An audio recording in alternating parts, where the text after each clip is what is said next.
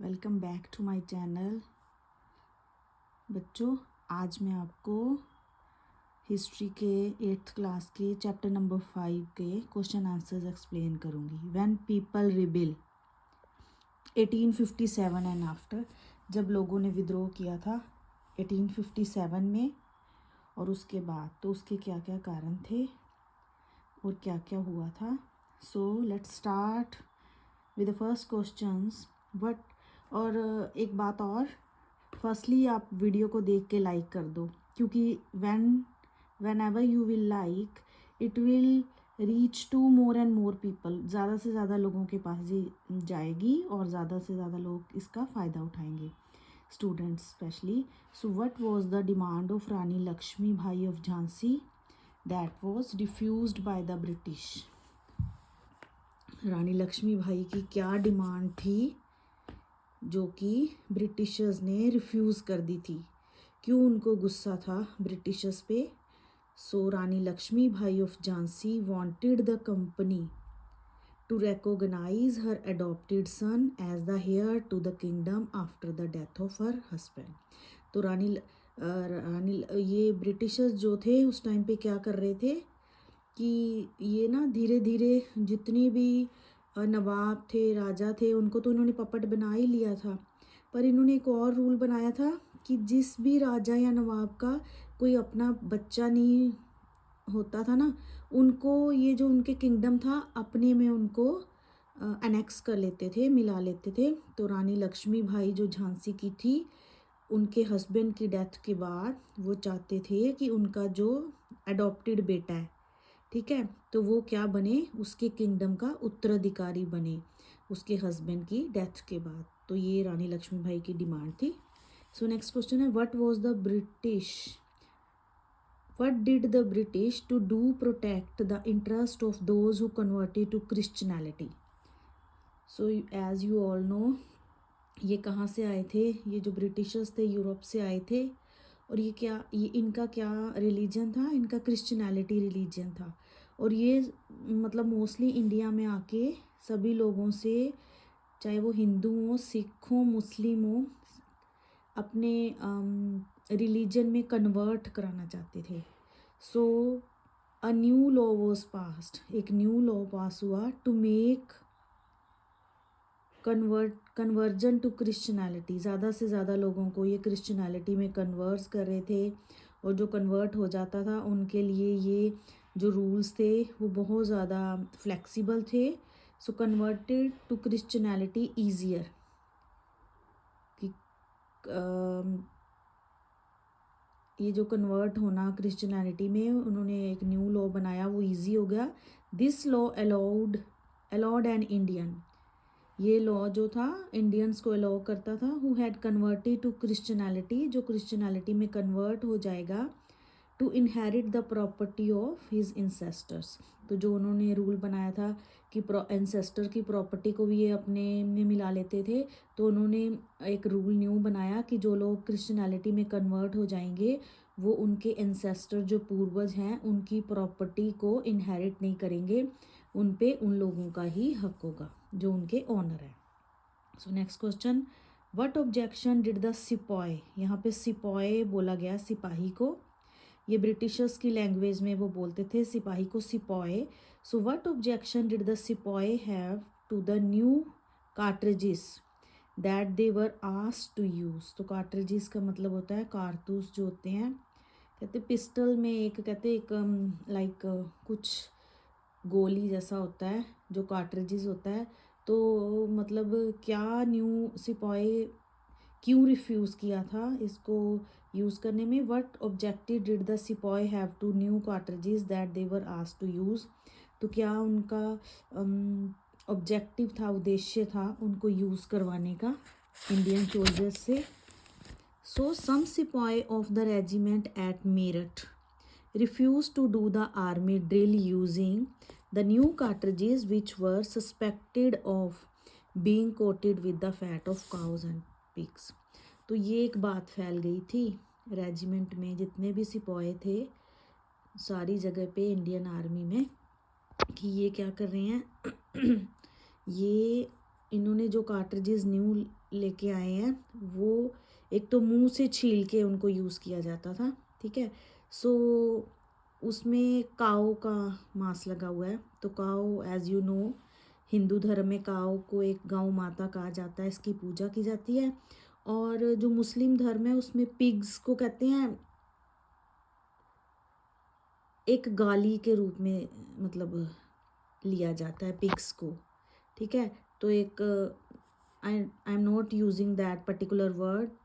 तो उसमें आप ये सोच लो कि काउज और पिग्स को यूज़ करना किनके लिए, हिंदू और मुस्लिम के लिए बहुत बुरी बात थी। तो सम सिपाही जो मेरठ में जो सिपाही थे उन्होंने रिफ्यूज़ कर दिया था। सबसे पहले ये चिंगारी जो मेरठ में चल लगी थी, जिसमें जो मंगल पांडे नाम का जो सिपाही था उन्होंने इसको यूज़ करने से मना कर दिया, और उसके बाद ही जो आग भड़की थी। देवर सस्पेक्टेड, इसमें सस्पेक्ट उनको शक था कि इसमें काऊ और पिग का मांस लगा हुआ है। So how did the last Mughal emperor live the last year of his life. So जो लास्ट मुगल एम्परर था बहादुर शाह जफ़र, ठीक है, ही वॉज, कहते हैं he was not a capable ruler. So last Mughal emperor Bahadur Shah Zafar was tried in court. उसको court में लेके आया गया, उस पर केस चलाया गया एंड सेंटेंस्ड लाइफ इम्प्रिजनमेंट, और उसको पूरी उम्र के लिए जेल की सज़ा दी गई, उम्र कैद की। He and his wife Begum Zinat Mahal were sent to prison in the Rangoon in October 1858।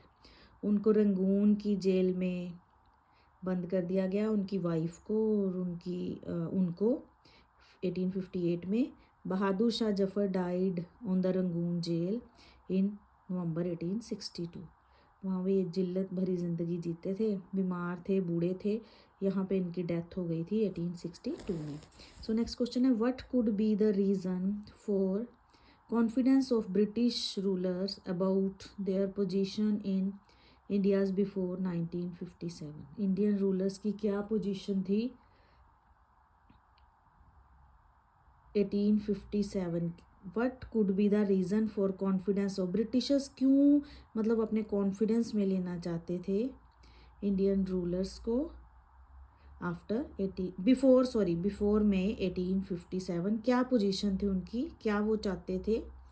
So they suppose that the Indian soldiers were faithful. वो सोचते, उनको तो कभी लगा ही नहीं था कि ये विद्रोह करेंगे। वो ये सोचते थे ब्रिटिशर्स कि ये तो हमारे पालतू कुत्ते हैं, ठीक है, लाइक एग्जाम्पल कि हम इनको जैसे कहेंगे वो वैसे ही मोल्ड होते जाएंगे। बट उनको नहीं पता था कि ये जो आज़ादी की चिंगारी है ये अंदर ही अंदर जल चुकी है। So they suppose that Indian soldiers were faithful to them, उनके बहुत वफादार हैं। They are very loyal servant, उनके बहुत ज़्यादा लॉयल क्या है, नौकर है। Number 2, they knew that many of kings and zamindars are their supporter. वो उनके सपोर्टर हैं, उनको टैक्स कलेक्ट करके देते हैं, उनकी बातें मानते हैं, तो उनके सपोर्टर हैं। नंबर 3 था, बिफोर 1857 के पहले they were won many wars and suppressed many revolt. ये जो इन्होंने नवाब ने या लोगों ने, राजाओं ने जितने भी रिवोल्ट किए थे, इनको ब्रिटिशर्स ने सप्रेस दबा दिया था, ख़त्म कर दिया था successfully. So they were confident of their military strength. तो वो उनको अपनी मिलिट्री स्ट्रेंथ पे, मिलिट्री की ताकत पे बहुत अभिमान था। Next question is, what impact did Bahadur Shah Zafar support to the rebellion have on the people and ruling family. मतलब जो रिबेलियन जब दिल्ली में चले गए थे, बहादुर शाह से उन्होंने रिक्वेस्ट की थी कि आप हमारे लीडर बनो, तो क्या इम्पैक्ट पड़ा था रूलिंग फैमिली पे। So Bahadur Shah Zafar decision to bless the rebellion changed the entire situation dramatically. Often when people see an alternative possibility, they feel inspired and enthused. It gives them the courage, hope and confidence to act. मतलब बहादुर शाह जफ़र जब decision लिया कि मैं इनको bless करूँगा, for example जब आपके marks कम आते हैं ना एग्ज़ाम में, तो जब आपके पापा बोलते हैं कोई बात नहीं, मैं तेरे साथ हूँ, मैं तुझे कुछ नहीं कहूँगा, तू मेहनत कर, तेरे मार्क्स नेक्स्ट टाइम अच्छे आ जाएंगे। तो एक होप मिलती है, कॉन्फिडेंस आता है। सेम वैसा ही कॉन्फिडेंस जो सोल्जर्स थे उनको आया जब उनका जो राजा था, लीडर था, वो उनके साथ खड़ा हो गया। ओफन व्हेन पीपल सी, मतलब वो लोगों को एक पॉसिबिलिटी मिली, वो लोग इंस्पायर्ड हुए, उनमें उत्साह आया, उनमें हौसला उनको मिला, एक होप मिली और उनमें एक विश्वास बढ़ा। सो नेक्स्ट क्वेश्चन है, how did the British succeed in securing the submission of rebel land owner of Awadh. कैसे जो अवध के जो लैंड ओनर थे जिन्होंने रिबेलियन किया था, ब्रिटिशर्स ने उनका विश्वास जीता। So they announced reward for loyal land holders. जो ब्रिटिशर्स थे उन्होंने एक पॉलिसी अपनाई, उन्होंने अनाउंस किया कि जो ब्रिटिशर्स गवर्नमेंट के लिए, हमारी गवर्नमेंट के लिए लॉयल होंगे, वफादार होंगे, उनको बहुत सारी रिलैक्सेशन दी जाएगी। तो would we continue to enjoy traditional right and their lands, मतलब उनकी ज़मीन से उनको हटाया नहीं जाएगा, वो अपने ट्रेडिशनल जो काफ़ी पुश्तों से वो ज़मीन के मालिक हैं वही बने रहेंगे। Those who had rebelled were told that, जिन्होंने रिबेलियन किया था उनको बोला गया, if they submitted to the British, अगर वे अपने आप को ब्रिटिशर्स को समर्पित करते हैं, उनकी सेवा में लग जाते हैं, if they had not killed any white people, अगर वो किसी भी गोरे को नहीं मारेंगे, दे वुड रिमेन सेफ, वो उनकी फैमिली और वो हमेशा बचे रहेंगे, उनके जो अधिकार हैं, राइट्स हैं और उनका जो दावा है उनकी ज़मीन के लिए वो कभी भी डिनाई नहीं किया जाएगा। सो ये था 7th question. Now last question है, long question 8th, in what ways did the British change their policies as a result of rebellion of 1857? 1857 के विद्रोह के बाद वैसे तो जो ब्रिटिशर्स थे वो तो डर गए थे कि पूरी कंट्री उनके खिलाफ है, farmers, traders, like women, man, सिपाही, जितने भी लोग हैं, सिपाही, ये सब क्या है, उनके खिलाफ हैं। तो उन्होंने बहुत सारी पॉलिसीज़ अपनाई।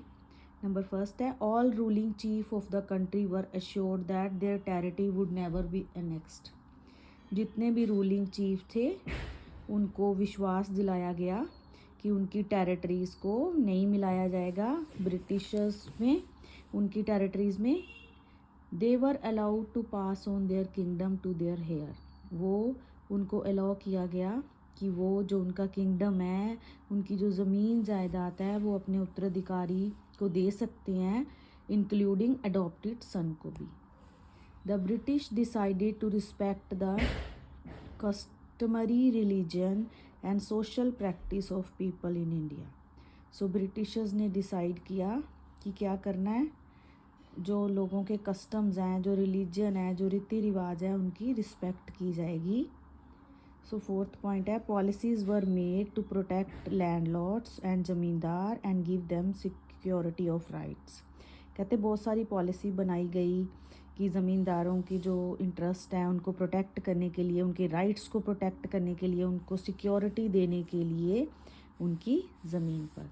सो ये लॉन्ग क्वेश्चंस थे, कुछ शॉर्ट क्वेश्चन भी है। व्हेन वो subsidiary alliance impose, subsidiary alliance कैसे इम्पोज, कब इम्पोज हुआ, तो 1801 में।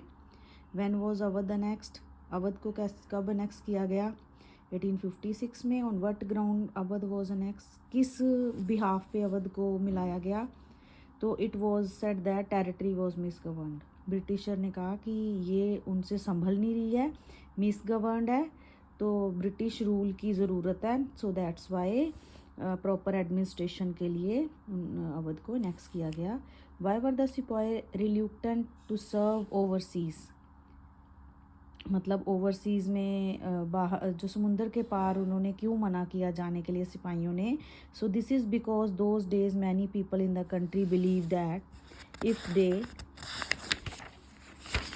Cross the sea they would lose their religion and caste, मतलब एक विश्वास था कि अगर ये समुंदर को पार करते हैं तो वो क्या हो जाते हैं, उनकी कास्ट, वो अपनी कास्ट को और अपने रिलीजन के साथ क्या करते हैं, धक्का करते हैं, धोखा करते हैं। So why did the sipahi refuse to go to Burma in 1825,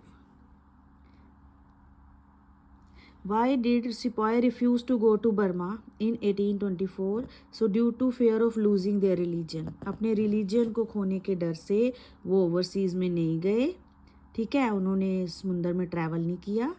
So this is the reason. So these are the question answers. If you like the video, like the lecture, you can share with your friends, so it give us motivation to do more for you people. So thank you.